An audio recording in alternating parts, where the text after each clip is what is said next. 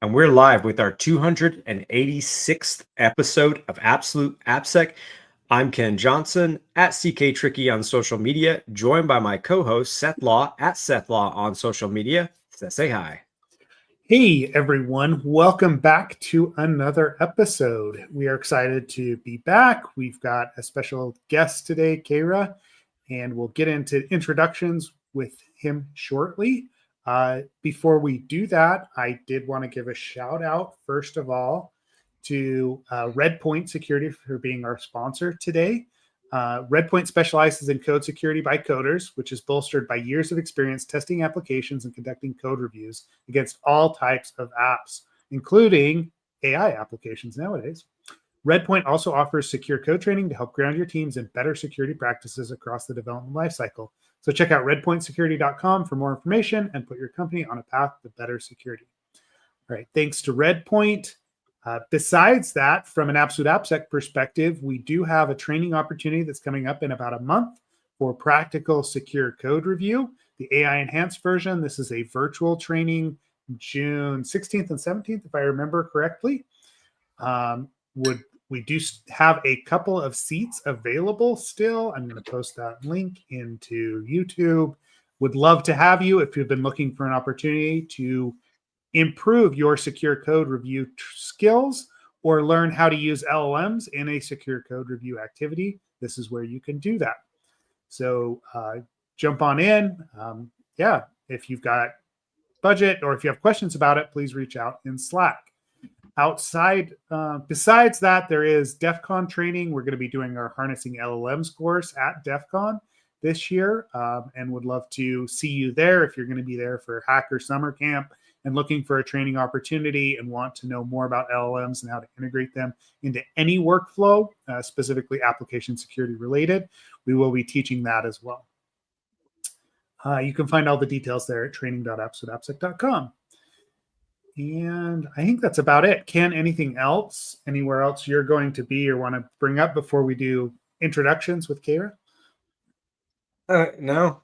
Yeah, I'm thankfully not traveling that much. So yeah. That's good and bad.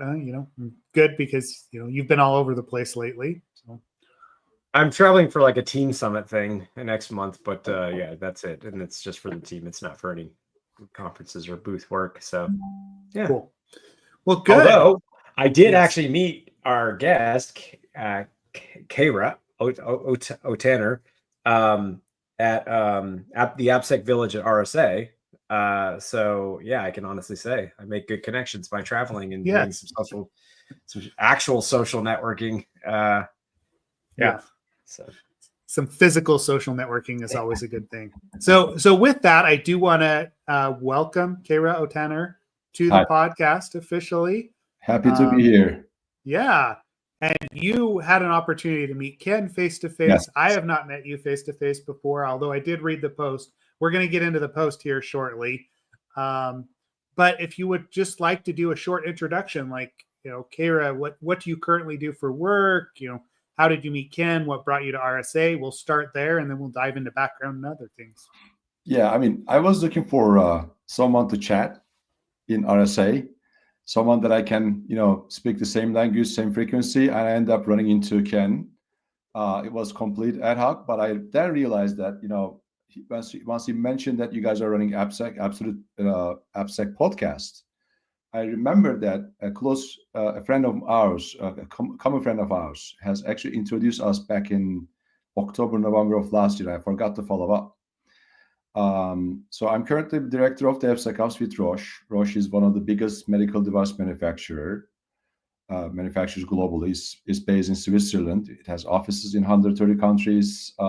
It's mostly known as a pharmaceutical company, but we do have a big division focused on the medical devices. And I was in RSA just to visit RSA, also deliver a talk about ASPM, Application Security Posture Management, and that is my second time presenting. I presented back in 2023 about Zero Trust and DevSecOps pipeline. That was another talk. So I love connecting with people and like-minded people in RSA, and that's the reason why I don't spend a lot of time in the exhibition floor. I either spend time in the conference floor and or AppSec Village or Sandbox stage. So I'm very happy to be here. I'm very happy to meet with Ken in that event. Yeah, I was very happy to meet you, and we immediately started having some really great conversations, like you said. And I think the concept of what we're going to talk about today is just very interesting.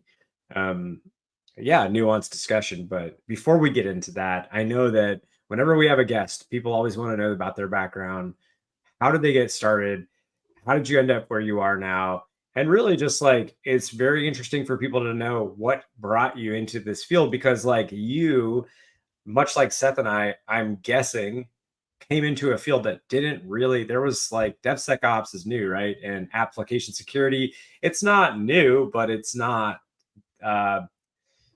20 years ago, it was, OWASP was just starting to become a thing, and it wasn't really formalized. So we just didn't come into this industry with like a very formalized structure back then. So I assume that's true for you, but yeah.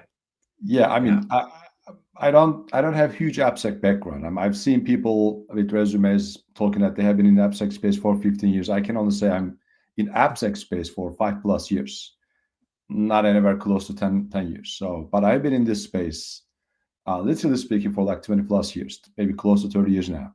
I'm a sysadmin by design, by education, by training. I met with Linux 1994.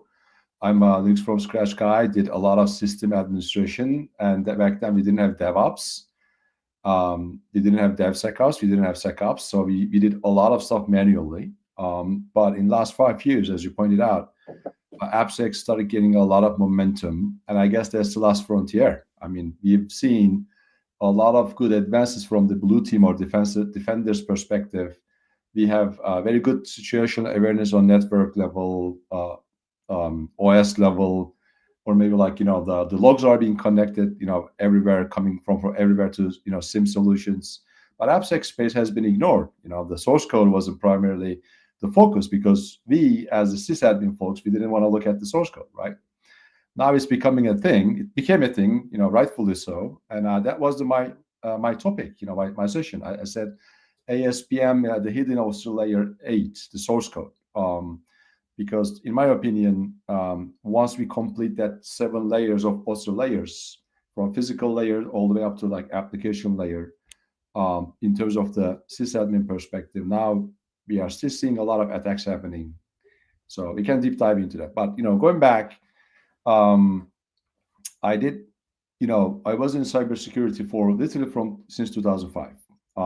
That's when PCI, the payment card industry standard, was first launched. There was Visa standard, MasterCard standard, American Express, Discovery. It was all over the place. They converged into one standard. Then it became a thing for me because I was working for an e-commerce company. Then I switched to another company, Adaptra, which got acquired by FICO, Fair as a corporation. We were doing a lot of credit card number and sensitive data handling, which was PCI compliance. And I worked for WPP, an ad tech company, about doing their blue team operation.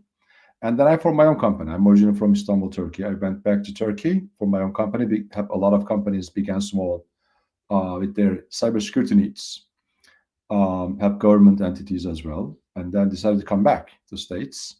And I joined, shortly after coming back, I joined ADP as director of DevSecOps. I helped them to build the team that is DevSecOps at ADP. Converge a lot of other teams, put them into a proper zero trust and proper governance model. And then shortly after that, I joined Roche. So it's very quick, high-level overview of my professional history. It's interesting to hear that PCI sort of pushed you in that direction, the well, kind of formalized that direction for you pretty early on. That's fascinating.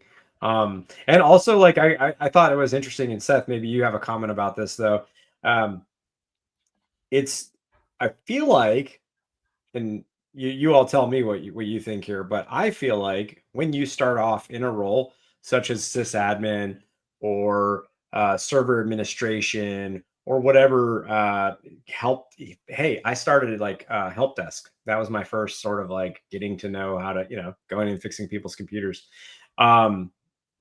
I feel like that gives you a leg up in terms of understanding the fun. You mentioned like the OSI layer, or kind of mentioned the OSI layer, right? It's like having even just knowledge of those things kind of sets that foundation so that you can just build and build and build. So security might be a niche, but you have such a pretty well-grounded background, I think. But yes, Seth, what's your take on that? Yeah, I like.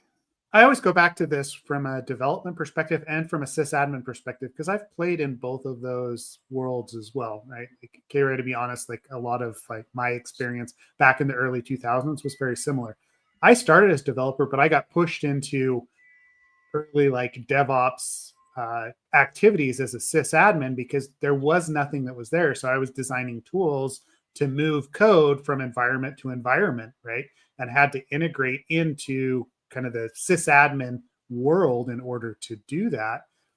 But what I go back to is the understanding of that OSI model of the 7 layers and where the attacks actually come from.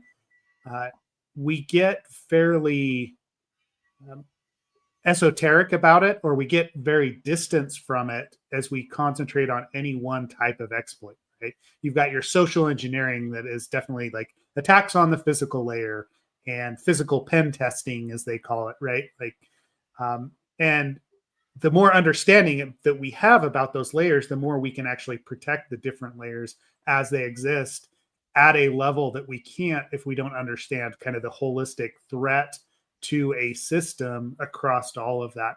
And I know I get a lot of crap for being the old guy for talking about all of the research that was done in the 60s, 70s, and 80s coming out of the Department of Defense, but it really did concentrate on a lot of those lower layers because the lack of security at any one of those layers underneath the layer 7 results in catastrophic failure. But then on the flip side of that, I also have a hard time with the network guys that are like, oh, the only thing matters is the network layer. And they forget that all the data is housed at that layer 7, and all the breaches that happen usually happen at layer 7 nowadays. So you can't ignore any one layer, right? Like that's kind of where I go to is you ignore any one of those at your own detriment. Yeah, I mean the founding fathers of OSI model, right? They put things into very well structured, theoretical, good organized context, but they didn't imagine the application. I mean, there's an application layer, but they didn't imagine source code. That's the missing blind spot that we are struggling nowadays. But all of the 7 layers were right on spot, right? Physical layer, session layer, transport layer, and the attackers, without most likely understanding the theoretical components, they start evolving in sophistication and improve their attack vectors, attack complexity from layer 0 all the way up to layer 7, right? And defenders, most of us are, try to catch up that game, right? Try to protect layer 4, layer 5, layer 7, like all the way up to layer 7 with the web application firewalls and everything. But it was it's a catching game. It's a catch up game. We keep pushing that limit and following the attackers. So it's very important that we understand the history when it comes to putting a well-defined picture, because AppSec itself alone is not sufficient. Network protection itself alone is not sufficient. You have to cover all the angles, provide, establish good network, establish good situational awareness in every single layer of all those OSI models. Mm-hmm. Yeah, and for people that aren't like familiar, because I know that there's a newer, so just so we have listeners, mostly people listen to the podcast. There are watchers or folks that interact. Mostly people listen, and why I say that is also, let's speak to the sort of the folks that are listening, right? It's a mix. We definitely have a lot of folks who have been in the industry for a while. We also have folks that are newer, right? And for those newer folks, they might be more familiar with like the new, I forget the name of the newer one. It's got like 4 components versus 7 layers. I don't know the name of it, but I guess I want to clarify the reason I'm saying this, I want to clarify one thing here. There might be a question on, well, isn't there an application layer at the level 7, right, of the OSI? There is, but that's just about network like that's the network to application interactions that occur. It's not what you're saying, which is like the first and third party developed source code sort of model that we're discussing here. So just want to clarify that for anybody that's listening. Yeah, the whole promise of my talk that I mentioned this on my RSA 25 talk. Layer 8 is, in my opinion, source code. An application that is not running, that is not yet compiled into a binary form, right? That is layer 8. All other layers are at runtime. You have stuff, bytes traveling on the wire physically coming from point A to point B. That is network. That's whole focus of OSI models, right? OSI model, OSI layers. Layer 8 is sometimes joked as human, right? We sometimes call layer 8 as organizations or government or funding. And layer 8 is not the official part of the OSI model. The traditional model has only 7 layers. And I just said, okay, layer 8 should be source code because that is the most attacks are happening for last 3-4 years, maybe 5+ years. Mm-hmm. Yeah. And absolutely. Yeah. And I think this is partially because we have matured through the OSI layers, right? Yes. I mean, we saw attacks, especially in the early 2000s, a lot of network attacks and other problems that with stability and security for networks in general. And as that has gotten better and we've tuned that up, it means that the attackers have to go to the next weak point, right? Which is typically further up in the OSI model. And now that we're protecting that layer 7 as well, it's become more about business logic flaws and frameworks that are being used at that layer 7 into what you're calling layer 8, the source code there, that is protecting that data because those keys to the kingdom still actually exist. Correct. Yeah. So I'm with you there as far as that's concerned. And that kind of brings us to the topic that at hand, and I'm going to post in actually your LinkedIn post that you drove during RSA. And we can dive into it because it's an interesting take on how to actually help secure some of that layer 8. Yeah, and it's very apropos given the easy JSON discussion that's happened in the last couple of weeks. That attribution of the easy JSON library goes back to Russian developers. We discussed it on the podcast last week. But what we want to do is actually ensure that any of the software dependencies, the source code dependencies that exist in your application are actually secure. And to do that, we have to validate those libraries somehow. So if you want to talk through exactly what you propose there, I mean, I posted the article. We can show it on the screen, but I would like you to actually just give a little bit of background into your thinking in proposing some sort of pre-check for software libraries. So this all goes back to the zero trust discussion, right? The reason why we call zero trust, if you think about like firewall, layer 4, layer 5 firewall, there's trust interface and untrust interface, right? There's always a trust interface that is behind the firewall. You assume that everything over there is okay, right? You trust those network cables or interfaces because that's where your database server lies in, your application servers are, your web server is on the DMZ, demilitarized zone, that's untrust, right? So the whole zero trust concept, again, modeled after the OSI models, OSI layers, is telling you that do not trust anything, even if it's behind a firewall. Zero trust, right? I don't want to assume that just because a network cable switch plugged in, everything is safe on that. That's why when we have like bring your own device to your corporate network, you have to have SSL certificates or MDMs or other stuff installed, or you have to be compartmentalized, segregated completely off of the core network so that you don't trust that device. So if you take that analogy, like the zero trust model, right now we are using source code developed by someone somewhere that we don't fully trust. There are sanctions. I don't want to name countries or organizations. We don't know who they are. We are just getting their code, compiling it without understanding what's going on properly, until the 0-day shows up, right? Or CVE shows up, running inside our trusted interfaces or zero trust interface. So why don't we consider zero trusting the source code? Why are we not identifying the individuals who are sometimes knowingly, sometimes unknowingly putting the backdoors into our infrastructure? So, and I started this debate. I was thinking about posting this, but I'm not a huge LinkedIn influencer. I only have like a couple thousand followers. I said, let me just wait for RSA to post this. And I almost forget about that. Almost the same day that we talk about this, I just said, okay, I have to post this. And I said, we have TSA pre-check here in the States, right?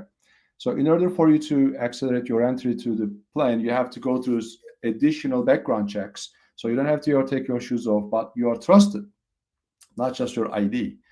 Why don't we have, it's a voluntary program, by the way. You don't have to go through that. It's a voluntary and optional. Why don't we implement something similar to that? And my post was titled, is it time for TSA pre-check for open source contributors? To start IDing voluntarily individuals that we know that we trust and see the distribution of verified, validated committers or developers per repo, per open source package. So take 100 packages that I use in each tool stack, say Ruby, Java, Python, PHP, you name it. Take top 10 packages, open source packages, and see what percent of those packages or what percent of the developers contribute those packages have voluntarily TSA pre-checked, get their government ID verified through a common neutral authority. And I position software hubs, Docker hub, GitHub, Hugging Face, all the common software development platforms as the intermediary middleman to verify the identity of the individuals. Similar to, you can get like a check verification on LinkedIn. You can get Uber drivers has to go through verification, but the individual riders also can get verification. On Twitter, we have Blue Ribbon. That means something. So we have so many ways of verifying individuals voluntarily just to give them an elevated status. But in the source code, software supply chain, in the middle of the software supply chain problems that we are fighting this big battle, last frontier, we are not even thinking about identifying individual developers. And the JSON issue that you mentioned, there are like so many others that has been happening, I don't know, since 5 years, maybe even before. If we were to have a structure like this or program like this, if we were to be able to identify individual developers, we could have get it done. We could have get this under control much quicker. People have argued that, saying that, okay, this TSA is local in the States only, and it's not. So there's a global entry program. There are 22 countries, Germany, UK, I forgot the complete list. Their citizens can apply by showing their IDs to gain global entry privileges to the United States. Hence, they get TSA pre-check automatically. So it's a big debate, but there was a lot of feedback. There was a lot of positive and negative feedback. People were like, I don't want to give my ID. I don't want to be named. And you don't have to.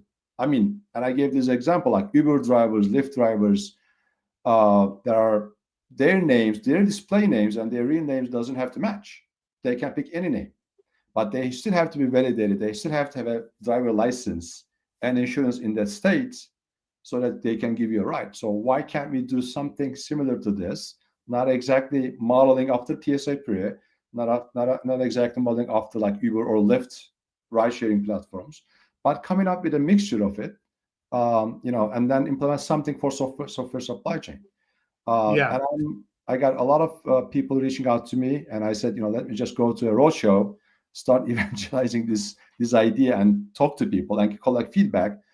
Possibly have a birds of a feather discussion in RSA 26, which is almost a year from now. But let's open up the discussion, have the conversation going on, mature the process, and brainstorm. Yeah. Well, so I want to get Ken's thoughts on this as well. Just the overall idea of having pre-check.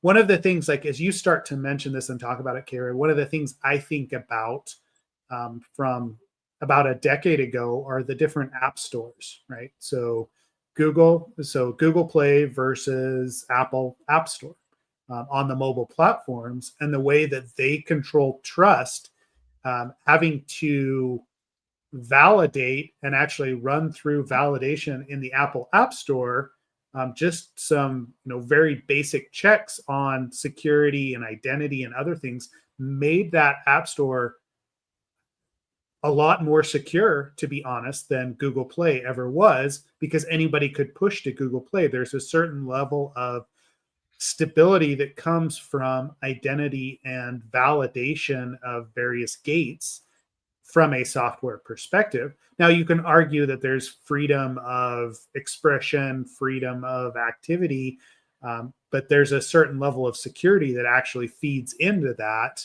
from a code perspective that you're not going to get in the Google Play environment that you do in the Apple App Store environment. And so that's where I start to go, is this validation of who is actually pushing code and then meeting certain criteria in order to actually push libraries and applications out does lead to better security. And we have an example of that in the mobile ecosystems that exist currently. Because yeah, go ahead. What we are trying to do over here is, I mean, as an individual, I gave this example. I forgot to, remove my screwdriver from my backpack right after September 11, and I was trying to travel with the plane going to Florida, and there was no TSA pre-check back then. So any individual can make an honest mistake. Any developer can make introduce a security vulnerability without knowing it. What we are trying to do or discuss over here are the people with the bad intentions. How are you going to weed them out? How are you going to identify them? And then Laurent from ChainGuard, actually after my post, mentioned that the Debian development community has this rule that they have to meet in person with a person in order for him to be accepted as a committer or become part of their development community or packaging community. So there are so many open source examples out there that are not formalized, but they are trying to do their own due diligence and making sure that individual who shows up is the person that is, identified as proper IDs, so that they are held liable if something intentionally went wrong, right? That is the problem that we are trying to solve over here. We are not trying to solve problem.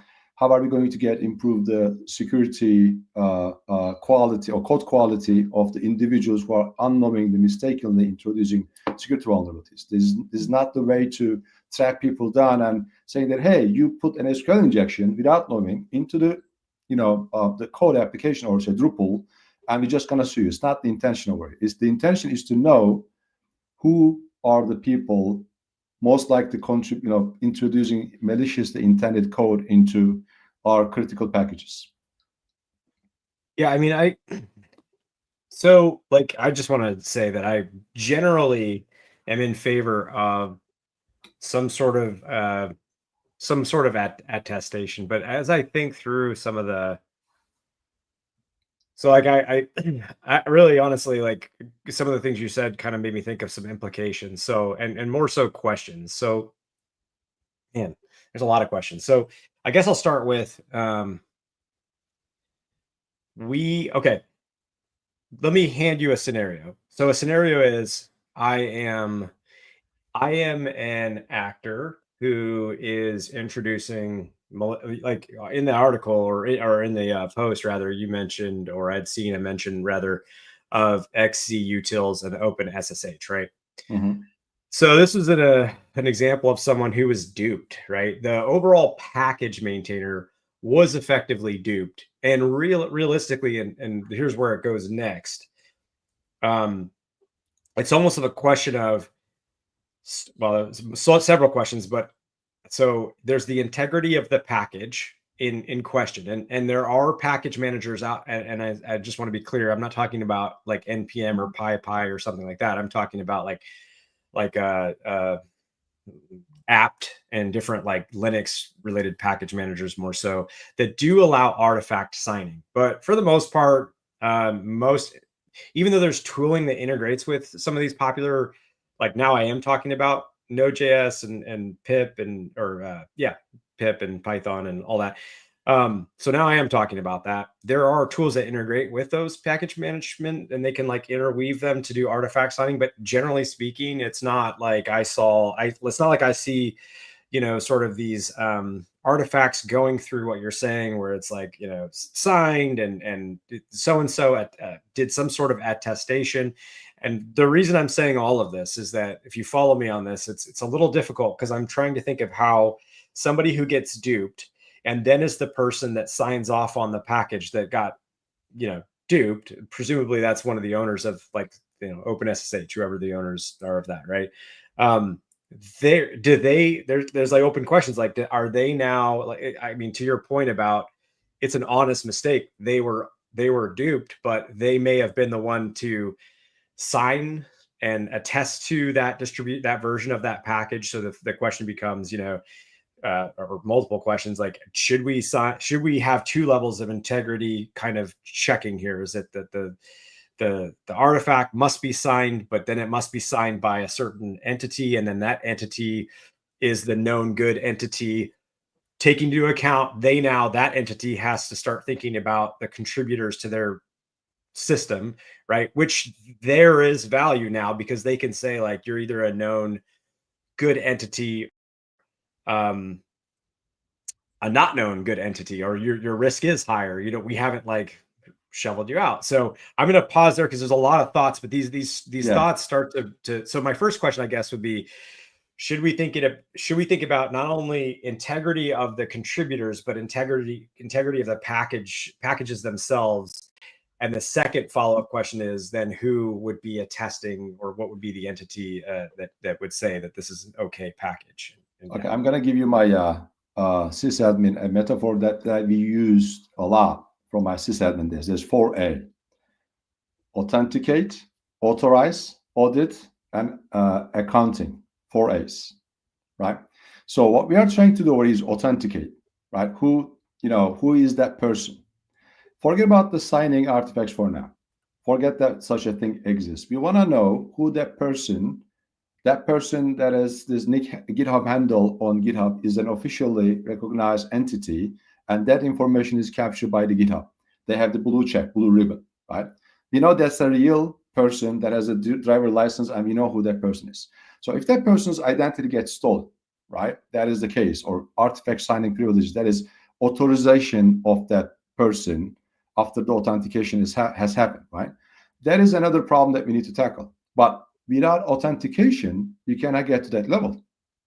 The 4A, you have to authenticate, then authorize, and audit, and do the accounting, right? So without authentication, that is the missing piece over here. Without authentication, you cannot even tackle other problems. That is a problem that needs to be discussed. I agree with that.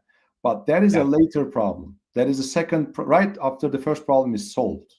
Right now, what we are trying to do over here, like think about your corporate environment, that you bring a device that you acquired from a country that is sanctioned, you plug it in, you let that thing to do whatever it needs to do without even authorizing that device, without doing any due diligence. That's your source code that you get it from somewhere.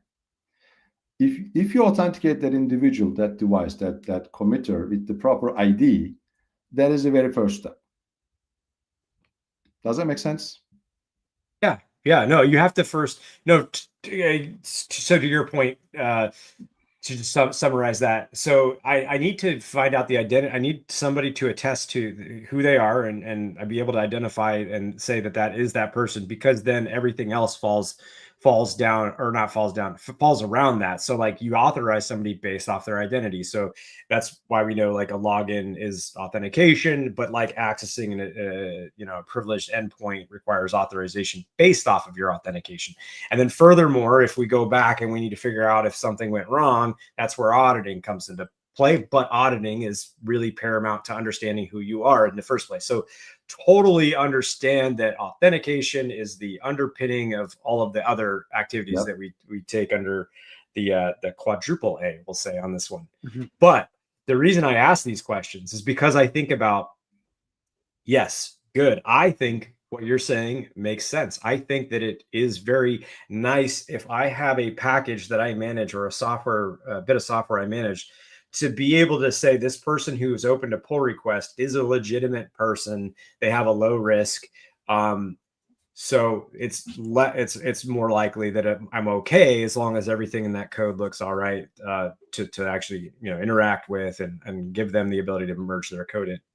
But my question is sort of like, where does that lead to? Like, where are the other things that fall? Like, how does enforcement happen? How is this used in your mind?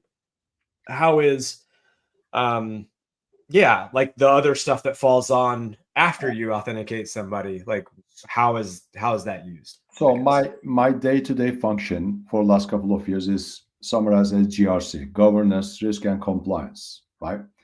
All AppSec stuff, the AppSec stuff that we do, that's technical, hands-on, involved deeply with talking to a lot of people. But at the highest level, from the corporate perspective, GRC is what we are trying to do over here.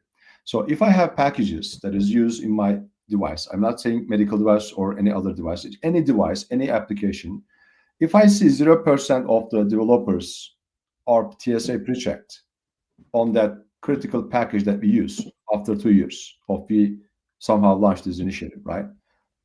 Isn't that an indication? Why do we have 0%? Why don't we have like at least couple, like 5%, 3% of the individuals opened up and verified their identity? That is the risk indicator right there, right? So knowing percentage-wise, we're not shooting for we are shooting for the stars, but the goal is to get to the moon, right? They get to a couple percentage and use that as a differentiating factor between the packages that are most likely to be compromised versus the ones that are less likely to be compromised. It's a precision guesswork, right? We cannot precisely know what's going on because it's not ideal. It's not realistic to expect that 100% of every developer is government checked. It's not possible because we have developers, legit developers from Russia, legit developers from China or other places. That's perfectly fine. But we have to look at the percentages and use that as a GRC criteria. And again, this is not an official thing, but it's an indication of things that might go south, or we might be more careful when we are using that package versus the other, because there is 0% of them are pre-checked, the others are checked. Yeah. And so with that, Kayra, to be clear, that's 2 levels. That's 2 levels.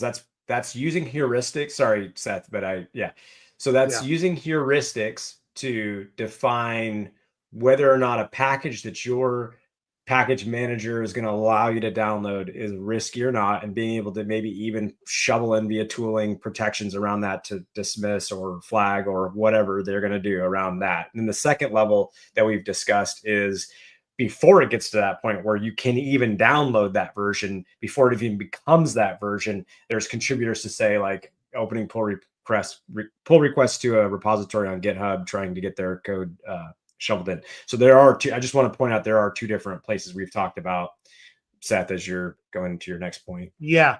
And I did want to call back to this same idea in actual implementation. If we start to think about the paved paths and, basic configurations of frameworks and environments, we have very similar markers that we start to use. If developers in an organization from Netflix perspective, right? Like if they want to push something live, a new application, they follow a paved path. The number of checks that we perform on that, or the number of checks that Netflix performs on that application, are limited because they're using a trusted environment. They're using a trusted pathway in order to produce that software. And I think this also applies to what you're doing here, right? We have certain developers that we know are trusted. We can identify who they are. They've, proven themselves. Then the number of checks that we have to put into place are less, or the library, that open source project is less risky in our eyes from an organization perspective. And so it doesn't require the same level of scrutiny, whether that is heuristic scrutiny or whatever else that we're putting into place, DevSecOps tools, the scanning that's actually implemented. And so we're going to encourage our developers to use those packages where there is some sort of accountability that exists there, that we know who the developers are, we knew what's actually going into it. So I think in general, I'm on board with this. The problem that I see, I think, goes back to Ken's points as well. Who is the organization that does this? That second question that he asked. Like, we've got all the package maintainers that are out there, but I don't feel like that's necessarily, it's disparate, right? It's very well spread out. Yeah. Very, very good. We kind of brainstormed about that in the original LinkedIn post. There was a couple of questions coming towards that direction. And I said, most of the software hubs are also the biggest consumers of open source tools, right? GitHub's, Microsoft's, GitLab, Docker, whatever, Hugging Face. So we are not expecting government to ID check Uber or Lyft drivers. We are expecting Uber and Lyft to own that identity verification. That's a service, because otherwise I'm not going to be writing their application, because I have to know that driver is not a serial killer or a rapist, right? I have to know that as a writer. Why are we not expecting GitHubs and GitLabs, Dockers, whatever, own that piece? Why don't they open up this discussion, conversation between each other, establish a not-profit, whatever, like an organization, like very similar to OpenSAML or like other identity checking, like single sign-on mechanisms, right? And establish a framework so that we know that if one developer is commit verified, say on Docker, and their identity travels through GitLab, GitHub, and Hugging Face, right? So that is the way that this needs to be implemented. And I see there has to be an incentive, right? The incentive piece was also discussed, because when we go to TSA pre-check, we get the luxury of not removing our shoes or our belt, right? It's easier to go and quicker to go through the TSA pre-check, right? So I said, as a brainstorming idea, why not YouTube can give, I don't know, like free YouTube Premium to verified developers? I don't think there's going to be more than 100,000 developers globally, right? Is it going to be too much to ask? No, it's free for them, most likely. Or getting Udemy or some other free vouchers from Sense. I guess most people, once you start pushing towards that direction, most tech companies or tech software hubs should be able to get almost for free incentives to increase the verification process or verification percentages. I would love to have my kids or my people that I mentor, apply for verification status so that they get like Udemy, like $100 Udemy voucher, or like Sans credits, or like any training material for free, just because they present their driver license. Yeah, it's kind of like having a membership that with perks kind of thing. Yeah, I mean, and this is, and actually this kind of brings up, so because there's value to being verified, there's obviously issues with not being verified, right? In terms of potentially, anyways, and one of the reasons I was thinking about this, because I was like, one of the nice use cases for what you're talking about would be like, if I could say, give a percent as part of my heuristics, I could say in my SBOM, like, hey, these packages are like, overall, you have a pretty healthy score, or you don't, because you're using a lot of packages that are distributed by, now I don't think it'd be very difficult to look at the contributors of that project, but in terms of the distributors of that project, the main core owners of that project, that would be probably the heuristic you would see people kind of lean on in an SBOM world to say, hey, this is your overall health or risk of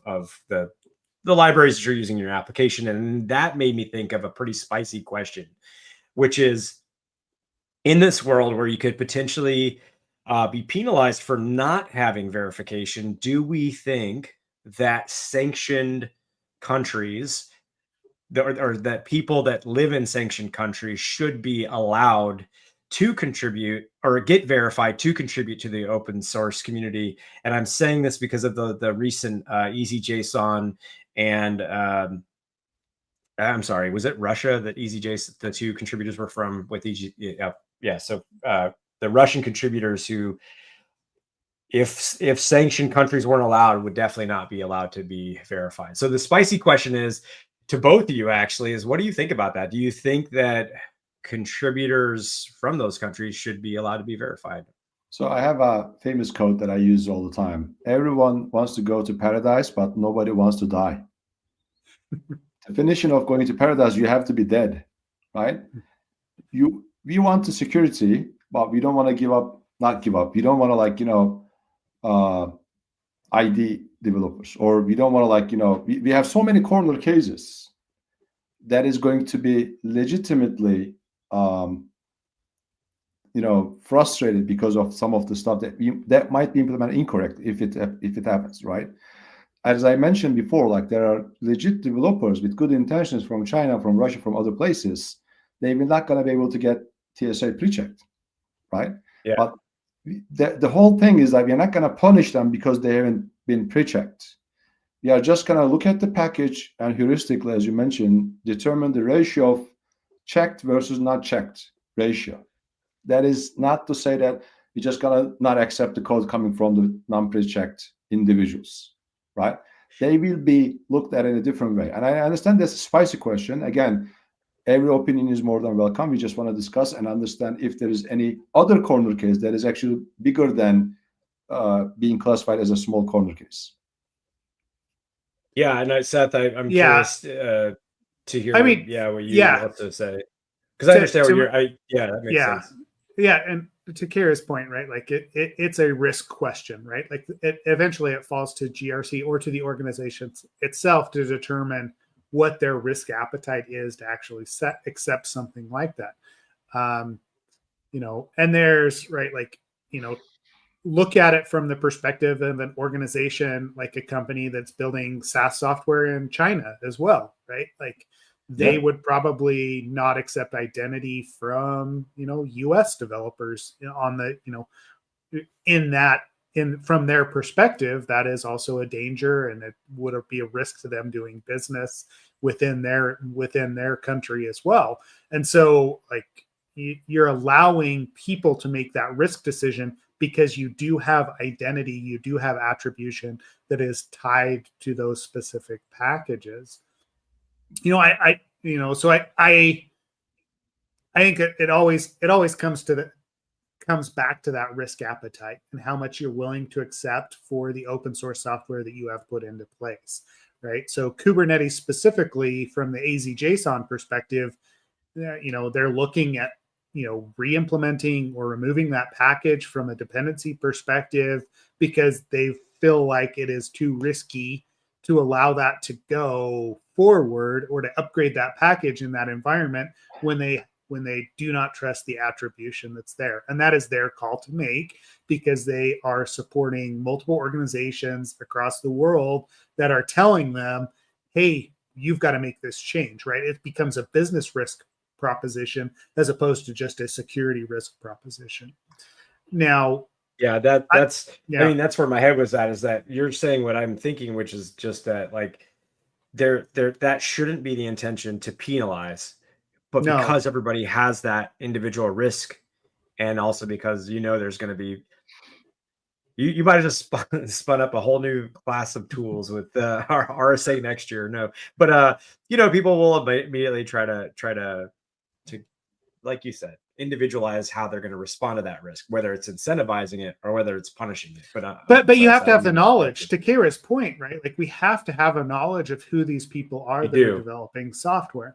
And I know that is counter to the internet hacker culture in general of I'm completely anonymous and I can do whatever I want online and there's no consequences to that. For years, I have talked to people, especially from from my generation, 20 plus years ago. That was the great thing about the internet, is that we were anonymous. And for years, I have friends that pushed back and would never actually out themselves online because they were afraid of consequences and creating an online trail. But that doesn't really exist anymore, right? I want to give an extreme example, just so you know. Okay, go ahead. Yeah. Sexual harassment, sexual attackers. In any neighborhood in the States, you can know the percentage-wise. If they are living on this street, you don't know who they are. But the government maintains that list and has to give it to public that on this street, and also certainly sometimes certain individual has to be identified. you have to know if in your neighborhood there are sexual harassment, people who did sexual harassment or other criminals living in your proximity, right? That is already an extreme example. That's already established. So, are we complaining about this? Are we talking about that individual's rights? If someone intentionally attacks our critical infrastructure, or medical devices, or other technical critical infrastructure components with bad intentions, why can't we identify those? Why can't we ask their IDs and stop them from putting their source code with malicious intent into our infrastructure? So there are so many models that has been discussed that is out there in non-digital, non-development, non-software world. I gave you a ride-sharing platform. I gave you LinkedIn, Twitter, TSA pre-check, sexual harassment perpetrators. There are so many other examples that we have seen kind of improving the risk or reducing the risk, right? Helping us to control the risk, contain the risk in a much more efficient manner. What I'm trying to call out is we need something similar to this to authenticate individuals to minimize that risk. Without this, everything else is going to be impossible.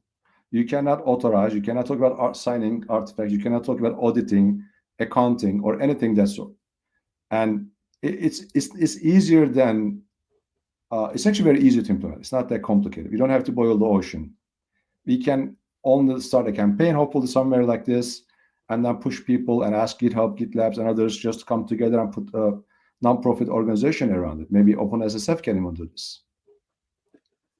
Yeah. I mean, this is kind of the idea behind driving like unified. So Seth and I, at RSA, we were as part of an event where there was this concept, and actually, I Daniel Meeser's talked about this publicly, the idea of like a unified entity.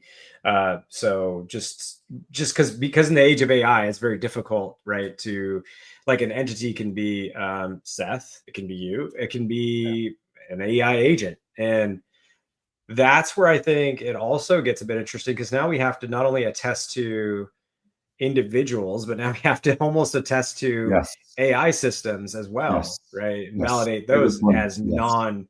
And then so that comes its own. Yeah, there's got to be some criteria. Basically, I think that my position is if we're going to do that for human beings, then we have to do that for those systems as well as who are almost acting as, and in the future will act more like human beings.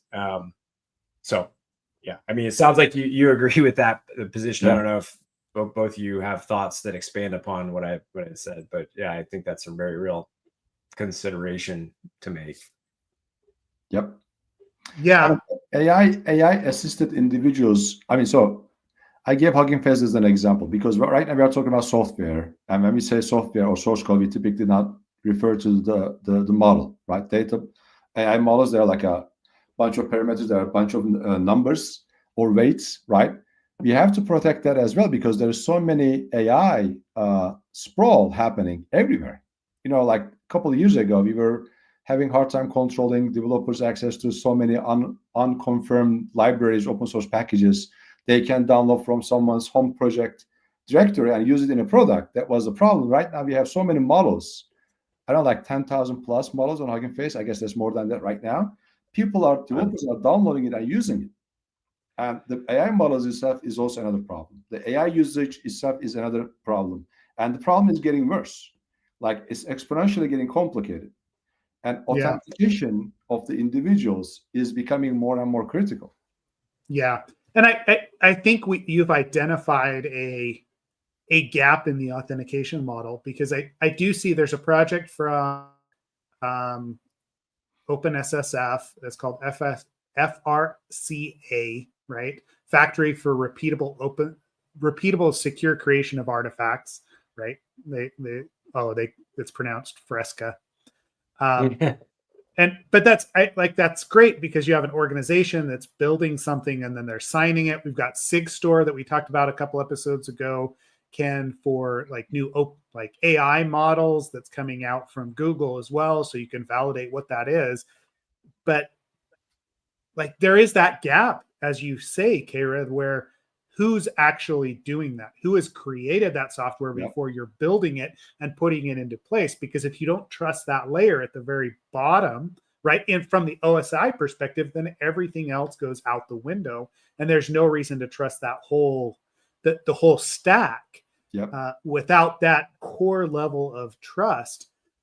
So like on the one hand, I'm with you there. On the other, I go back to security research, right? Like this scares me that we have a list of known bad actors that are out there because of the early days of security research and how people got put onto bad lists, right? Like blacklists in the early days for doing things like trying to break Adobe's encryption, right? Like Elcomsoft stuff that happened back in the day.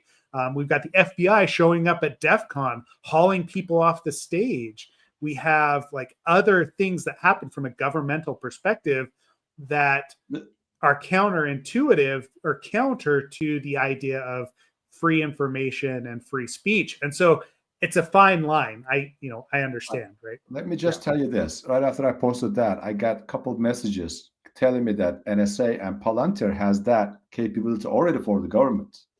Even without this pre-check, they know which committer is from which country, if they are potentially high risk or low risk. You don't even have to declare your ID. You don't even have to be. They know that already. They already know. For US entities, they already know the social security numbers of each individual contributor to any open source development, open source package. They already have that data. You don't need this. Man, we don't even have time to get into this, but because we really don't even have time to get into this, but it's interesting because now they're, again, going back to there could be penalties here. Well, not penalties, I should say. There will be reputation attached to that. So you're authenticated as an identity, but now the reputation is a separate thing. So then once you start attaching reputation to an identity, I mean, again, like that, and I don't think it's a bad thing. Like HackerOne does it, right? Bugcrowd does it. For their hackers, they are the platform. They are the singular platform. There are two entities that have verified themselves on either end of that platform, both as the bug bounty researcher and the bug bounty platform. And then you can filter and do a lot of things around, or at least based off of somebody's reputation, to include sort of easy dismissal of some of their less detailed submissions, for instance, right? So let's say they submit something and they're just not very like clear about it. Maybe it's valid, but they're just not written up very well. Their reputation's lower. So what do? You reject it. So to say that there wouldn't, there could be some, I guess what I'm trying to say is I feel like there could be some negative ramifications, but there could also be positive ramifications. But Seth, or actually either of you, it sounded like you guys had some thoughts there. And I know we are butting up on time. So that's why I'm like, oh man, I could go for 4 more hours on this topic. Yeah, I mean, this is an open debate. The whole reason I wanted to catalyze this conversation, that's my intention. I'm not pushing, is the thing. It's not one person's capability to push that type of a change, but let's have the conversation out in the open, have people like debate openly in this podcast and other places. And I know for sure that in China, they use this application called WeChat. Every single developer is identified already. So if there's an open source contributor to their open source stuff, it's already ID'd there. It's already verified, validated. I'm not asking for that kind of extreme neither. But there's a healthy balance, right? There's so many things that has to be corrected that is going to have some corner case implications, like the reputational damage. There has to be a debate around those. But with the current way, not IDing anyone, we are flying blind. That's too risky in this day and age. You have to give it a nudge this way. Yeah, I agree. And so I just want to say, like, overall, I agree with this. The concept is because, Seth, you mentioned something earlier which really triggered a thought on. Basically, you're saying like the explosion of software development, and things of that nature, and like to your point, it's almost always the case where, and you were talking about how like there used to be a world in which you would go to like an IRC format, or you would go to some board to, and it was a small community, and that's that's very. I mean, that's why Walmart exists, right? I mean, there's like little mom and pop shops, or there's little like little things that are more organic and grassroots, and then eventually, if they're successful, it explodes. And that's what definitely has happened with software. We're in a different world than we were when it was like effectively the equivalent of a mom and pop shop, right? Where it was just friends and folks writing software. This is now so I agree. I just want to say, like, I agree. I think you've triggered about a million other discussions that could occur here based off of this idea. Yeah, I mean, that's the intention. Yeah, yeah, and it will be good. I do want to continue the conversation, and maybe we can do a follow up in a couple of months, Kayra, and just see how things are progressing. Because I would love to see where this attribution goes and where this authentication goes from a development perspective. And as we see these different projects take off from OpenSSF, from OWASP, from other organizations or companies that are starting to give us this ability to actually check that attribution, I foresee it being something effective from a security perspective. My one takeaway is that without incentives for authentication, adoption will not happen, to your point, right? So whether that is LinkedIn Premium or, Apple gatekeeping whether or not you can actually make money off an application without authentication, like, it just doesn't happen, right? Like, so without that sort of incentive, I don't think we'll ever actually get anywhere. And the various ecosystems have to solve that. We have to hold the software hubs accountable. Mm-hmm. I'm not going to ID the driver of Uber driving. The Uber has to take care of that for me. GitHub, Docker Hub, Hugging Face has to come together. We have to demand that as the consumers and developers of the software, open source software, they have to be held accountable. They have to take the charge on this. It's not to you, to me. We can just talk about it, but they have to take the ownership of this problem, because software chain problem affects everyone, both consumers and developers. They have to act accordingly and take the responsibility of solving this massive problem globally, not just within the States. Well, I mean, at that point, right? GitHub, it's just Microsoft that has to do it. They probably know everybody as it is. There's Hugging Face, there's Docker. Don't think about like just the source code. There's artifacts, NPM, right? NPM registry, so many other places. Yeah.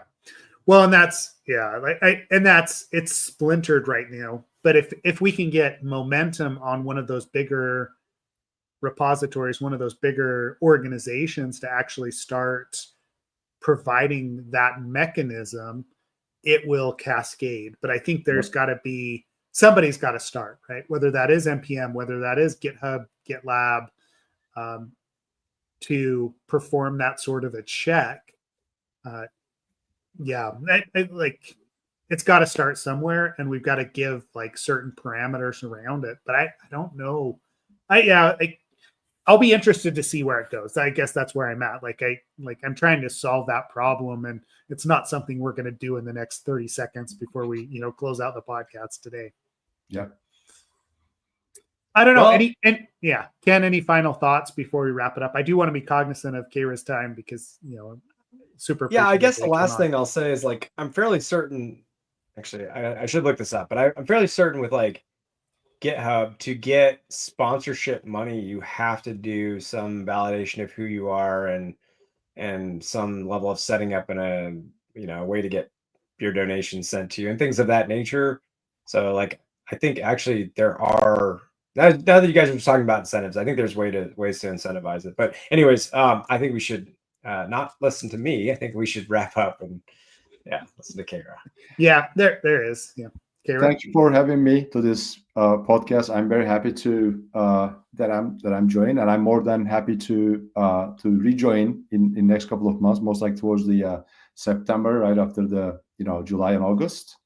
And I hope to start putting some thought-provoking posts on LinkedIn, and I guess we all have to start evangelizing some form of authentication of individuals. There are so many different ways that we can do. I guess that's the whole reason and I wanted to join and also meet with you. Hopefully, I'm looking forward to meeting in person sometime soon as well.